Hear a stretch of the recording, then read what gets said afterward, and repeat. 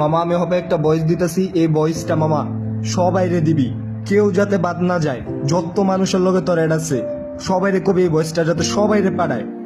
শেখ হাসিনা একটা জিনিস যদি খেয়াল করস মামা, খেয়াল করলে দেখবি শেখ হাসিনা কিন্তু জাতিসংঘের কাছে কইছে যে ওই আঙ্গরে রাজাকার কয় নাই, বা ওই আঙ্গ সুরক্ষার লিগা, ছাত্রদের সুরক্ষার লিগা ওই সেনাবাহিনী, বাংলাদেশের ভিতরে সেনাবাহিনী, র্যাব, বিজিবি এগুলা দিছে। কিন্তু সাধারণ মানুষ তো জানে যে সেনাবাহিনী আর র্যাব এগুলা কি করতেছে, কেমনে যে মানুষ মারতেছে এরা ওরা জানে। কিন্তু হপায় দিনের বেলা হপায় মনে কর কেউ, হপায় মনে কর শেখ হাসিনা দেশের বাইরে যাওয়ানোর প্ল্যানিং করতেছে। ওই যদি একবার দেশের বাইরে যেতে পারে মামা, দেশে যদি গণহত্যাও হয় তাও এরা ওরে কেউ ধরতে পারবো না, কারণ ওই দেশের বাইরে।